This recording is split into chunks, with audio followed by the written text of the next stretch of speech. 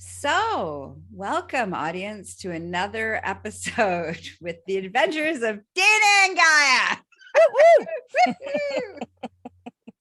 Strap in. Yeah, it's an adventure. Strap in, get ready. Make sure you read the show notes for content warning. Always really important. Everybody knows I come with a content warning all the time, but then you have like two people who also come with a content warning. Make sure that you've checked the show notes. Yes. All right. So Dana, I'll let you start. Who are you? What do you do in the world? I always love your intros. They're always different every time. I know. Every time I just let it go to channel in. So I am Dana Pharant, and I am a badass business performance coach, helping people get their head out of their ass so they can get on with their world domination. And possibly getting back into some pro dom, but virtually, which is a whole interesting thing. That'll be for another. That'll be on another episode. Yeah. I think I might have to invite Dana on. Yes. Stay tuned. Stay tuned. All right. And who are you? So today I'm always have my, consensual world domination plan. That's always going quite nicely these days. But today I'm really showing up as my holistic sexual wellness self, my healer, and really dropping into this place of being a truth seeker. That's where I'm showing up today. Nice. And I just want to speak to the fact that, yes, I am in my car. That's because there's construction going on in my house. So in case you're wondering, we haven't quite started the Gypsy Vagabond series. That will be an adventure that is coming. So I might be in my car a lot. Who knows? Always an adventure. Always an adventure. Yeah, anyway. Okay. So you want to start? You want to start with your story? So first of all, let's first of all talk about the honesty thing and the truth and figuring out when people are telling the truth and why you even want those skills, because I think that's important before you start listening to our crazy stories. I mean, they are funny adventures, but there is a point to all of them. And I would say that the point of learning how to tell when somebody is lying to you or when you're lying to yourself is about having your life go according to your plan, or according to at least the universe's plan, which is about bringing in what you truly desire, and avoiding assholes in the world for making it easy. So there's some benefits. Stay tuned, because there's lots of lessons in today's episode. Yes. Some crazy stories. And of course, some crazy entertaining stories as well. Any more you want to say about that, or? Well, yes, that's beautiful. And of course, one of the beautiful things about us showing up with each other is that we teach this beautiful workshop coming up in June so that you can learn how to be a human lie detector. So So stay tuned to the end of the show and we'll give you more juicy details about that. Okay. Yes. Love it. You want to go on your adventure story, or do you want me to go first? Pick me. Yes. So I have another story and adventure from the dating world, the online dating world. Any of you who have experienced this online dating world will have some sympathy for me. But here's the cool thing, is that my keen sense of being able to tell when people are lying is avoiding some deeper issues, some complications, shall we say, some stalkery kind of people. So I had this guy, we were connected, and I start the conversation because I'm on Bumble and I have to start the conversations. Not that that's hugely important, but anyway, I'm starting the conversation, and then he comes back with almost immediately how awful his experiences on Bumble have been and how horrible women are, and he's about to give up on womankind. And I'm like, that's rather interesting. And so I pulled back from a little bit, because I'm like, that the underlying tone on that is kind of ugly. But on the surface, in my brain wants to go, oh, here's a guy who's, obviously he's been doing this for a while and he's feeling kind of frustrated, and maybe you should give him a chance. And then as I'm waiting, I think I waited maybe an hour or two. Then he sends me a message like, hey, we should connect on Facebook. And I'm like, whoa, like that feels like an invasion of my privacy. And so I, at that moment, decided, okay, no. And then I go over to my Facebook, which I don't do very often, but I go over to my Facebook, and sure enough, he's already friend requested to me, which really feels like an invasion of my privacy. You know, I didn't say we could connect on Facebook. I didn't give you permission to go look me up. Sure, it's, you know, somewhat easy to find me, but that seems kind of creepy that somebody would go to that length to search me out, find me on Facebook, friend request me. It sounds really, you know, nonchalant on the surface, but it is this clingy energy that comes with it. And that was where I drew the line. I was like, hell, that is a hard no. I unmatched from him. And then he proceeds to send me a message. Okay, hold on before you tell the rest of that story. So what was it that that waiting period of time? So like let's dive into that first lie.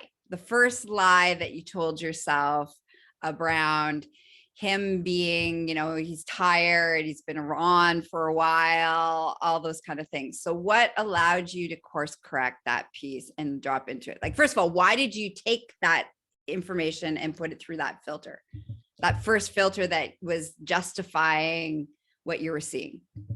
Yeah. I think for me, it was really, it's like an automatic response of, you know, hey, I don't really know them. You should give them a chance. And, you know, people need to have, you know, the ability to prove their worth and these kinds of ideas, as opposed to dropping back into where I know what I know.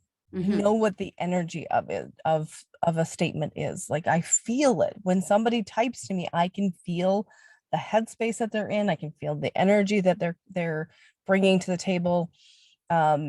You know, partly because I'm so in tune with people. Yeah. But even with that, I can still tend to want to dismiss that and say, oh, that's not logical. That's not reasonable. Everybody deserves a second chance, and all these yada, yada, yada, which don't help me. No, which are those first layers of the perceptions and the lies that we tell ourselves, the stories that we tell ourselves, because that's what we've been programmed to do, right? So okay, keep going. All right. So, and I think, you know, I just want to speak to as well, like there's been another person who, you know, we ended up connecting on Facebook after a few chats on the dating app, but the energy of that was a very different exchange. It was an invitation. It was like, hey, if you're comfortable, you know, look me up. He left it for me to find him on Facebook, as opposed to the other way around. So there's little pieces, like even within, on the logical level, there's little pieces that people can pay attention to and say, you know, who's initiating? How are they initiating it? And don't dismiss how you are feeling, of like, how does that land for you? Because that is true, that you really can feel the energy that was sent with. And the key is to clear out those stories and those filters so that you can truly feel it, see it, hear it. Because it's not necessarily the actions, it's the intention behind those actions that are make it or break it. Yeah. Okay, so carry on with your story. Okay. So that's the whole lead up. So I'm going through this piece and just kind of, you know, watching and noticing where I'm, you know, tending to fall back into old patterns of wanting to give him a second chance, and then also noticing where it's like, that doesn't feel good. That feels like, you know, overstepping my boundaries. You didn't actually wait for a yes to be able to reach out to me. All of those things. So I, you know, unmatched from him. And then I get a message on Facebook from him saying that I have just proven that I am just like every other woman, and I am just a cunt. That's, you know, it's like, okay, dodged a bullet. Thanks. Okay. Now, fortunately, he unfriended me on Facebook, blocked me on Facebook. So I'm like, that's great. I don't need to speak with you. So he's not full out, you know, stalker level, but there's so much anger in his system. And that would always be projected. And, so there's that piece. It's like, if you're always projecting that anger, then other people are going to feel that and they're going to want to be away from you. Like, it becomes that self-fulfilling prophecy for people, which, he's probably never going to, I don't know if he's ever going to look at it, but it's not for me to do anything with, but it's for me to really drop in and say, you know what, I don't need that kind of person in my life. I don't need to give them another chance. They're not a good fit, period. End of story. There's no other reason other than they are not a good fit. And why? So I just want to point out, they're not a good fit for you in where you are in your life.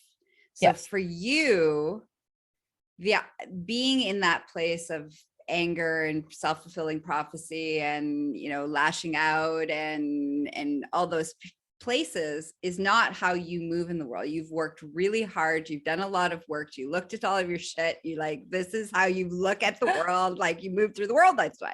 Yeah.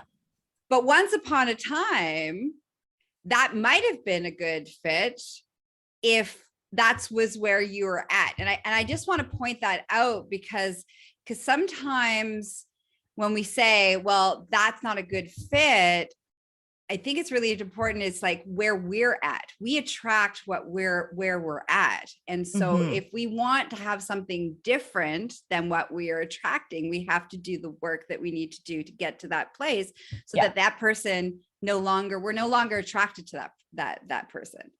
But at once upon a time, you may have been attracted to that person if you had been at that space. So I just wanted to kind of, take a moment just to say that, to showcase that piece that, that's part of why we want to do the work and the evolution and all of the things, so that could have been a good fit for somebody who was also in that headspace. But that also would lead to a lot of potential drama and chaos and fighting and conflict and arguing and all those things, which is not the choice that you make in your life of how you want to have relationships with people. Yeah. Yeah. I mean, 5 years ago, I was probably equally angry that he is, it's that I had that big chip on my shoulder. And sure, I can look back and say, you know what, there were a lot of things that just wouldn't line up. They wouldn't fall into place because, people, as they got to know me, they're like, I don't know. I don't want to be around you. And now that I've done the deeper work, now I'm finding that, those people that are playing at the higher level, they like who I am. And that wasn't what I was having 5 years ago. So by doing this deeper inner work, I'm able to attract people who are playing at that higher level, who see that bigger vision, who get that I have done all of this work. Like, they really honor it and value it. So there's a plus side. There is a plus side. And your relationships are also, just as somebody who gets to be a voyeur in Dana's life, your relationships are filled with pleasure and orgasms and laughter and ease and not conflict and not stress. And, when you call me up, you're calling me up to tell me like a good, juicy story and a fun adventure. You're not calling me up in crisis. You're not calling me up from a place of chaos and drama and all these other places. And so I really kind of want to showcase that piece that, yes, this is part of the dating that you cleared and you never got involved. This was just like a little blip, but the people that you do actually connect with and are in line with you are amazing relationships that you're having with people. So it's totally worth it. Totally. Absolutely. Absolutely. Yeah. And then the whole dating adventure gets to be something fun. Even when there are these, these blips like these guys, it's just like, oh, okay, good. Like, that happened inside of 2 hours, all of that, right? Like, that's a really short time frame where I realized, oh, not a good fit. Thank you for confirming that. That we move on. Like, so you stop wasting so much time, because the old me would have gone down that path to explore, give him a chance, try it out, and then realize, no, it's not good. And And you know, how would have been months long? later. Yeah, that's what I was gonna say. Like, Yeah, how much months later. time would have been invested in that? Yeah. Yeah. So it's a huge benefit. Okay. So I think we've thoroughly dissected my story. All right. Undo you. I'm just Let's pick trying on to you for a while. I'm just I trying to know. avoid that. Yeah, I got that. So stop it. Okay. So this weekend, I was showed a truth I did not want to see or look at all. And as a sex expert, I really didn't want to look at this because it felt very hypocritical. So one of my partners pointed out to me that sometimes I use sex as an avoidance tactic or an anxiety relief. And that doesn't always necessarily serve me, which again, I would say to any of my clients, I would say the same thing that was pointed out to me. But my first instinct internally was, first of all, I'm going to be totally in line with our honesty conversation. I'm going to be honest with, I do not like hearing truths that I didn't see. It's like, I do not like that. And there's a whole process internally that happens with that. First of all, I don't do well with no, and I don't do well with people pointing out things that I feel are working quite well for me in that moment.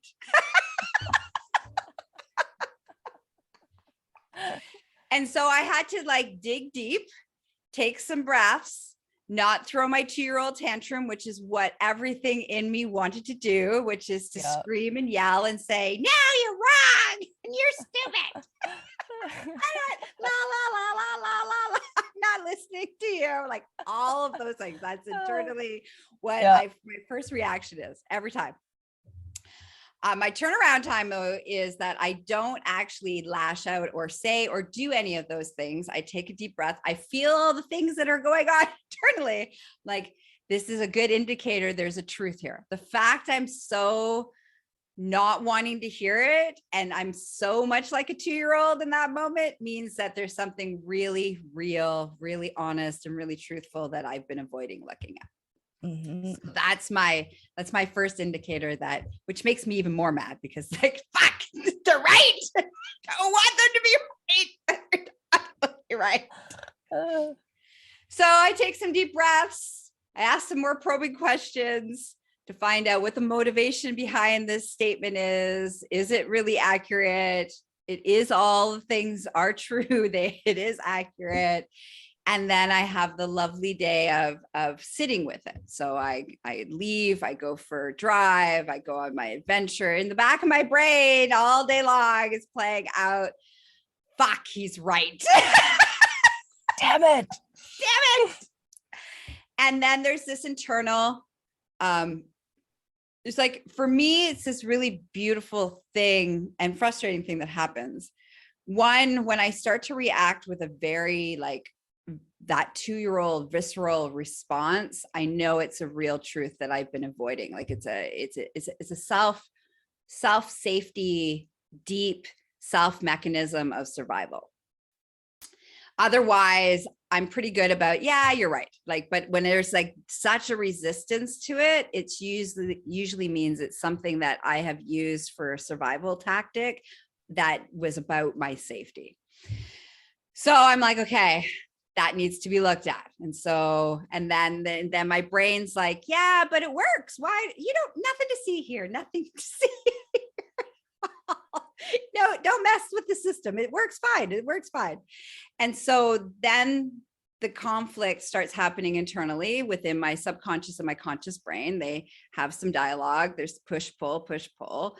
And my turnaround time, it's gotten pretty good. I would say, like, so that was Saturday. We're at Wednesday. I'm feeling pretty calm about, yes, this is a truth that needs to be looked at. And I need to work on where that comes from, why I need that, and what are some of the other ways that I can utilize this new create a new strategy here. Because using sex as an anxiety diffusing situation, or having orgasms as a diffusion, is not necessarily a bad thing. It can be very beneficial in certain situations and at certain times. But the fact that it's a go-to, it's my first go-to, means that it's not always serving me. And so now, in the course correction part for me, is looking at how do I have a different relationship in this?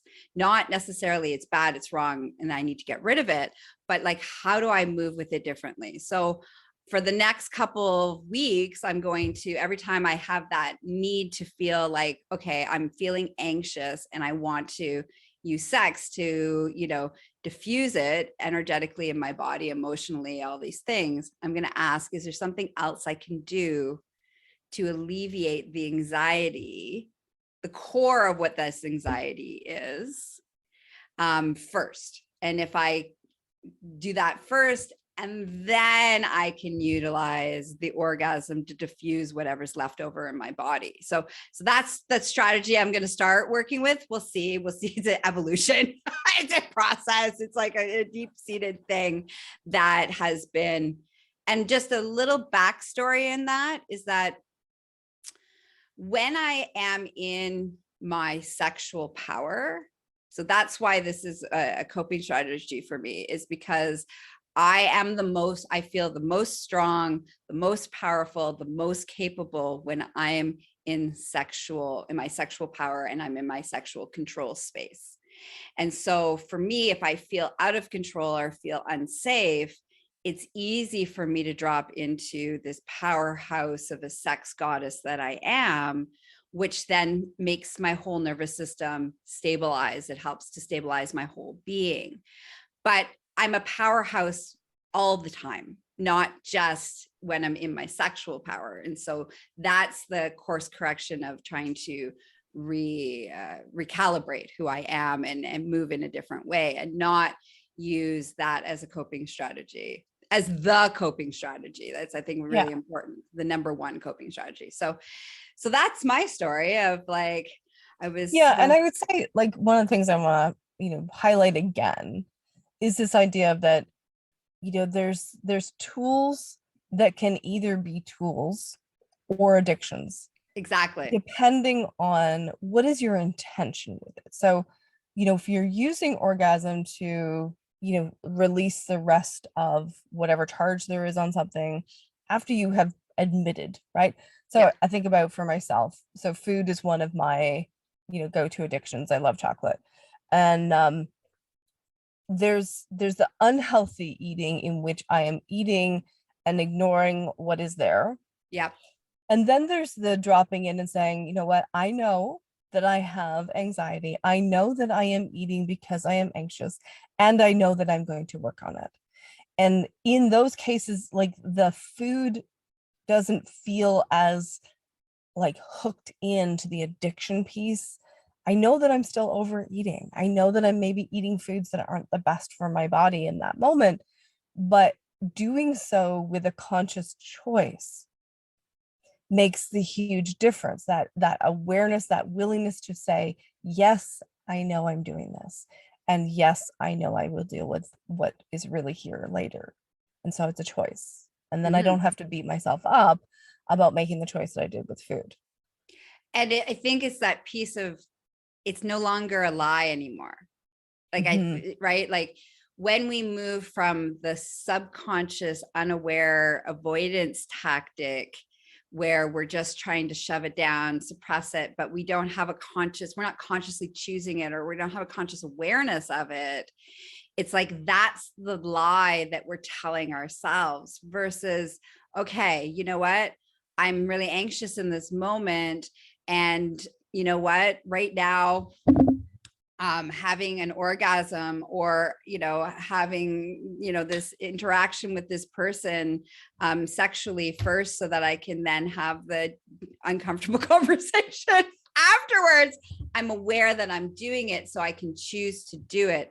and we move in it with it differently. Absolutely. Because then it's no longer this like reactiveness or the addiction, the avoidance part of the lie, the story that we're telling ourselves that everything is fine. Everything's fine. When the minute we're like, oh, it's fine. Everything's fine. I'm fine. You're fine. We're all fine. Fine. I'm fine.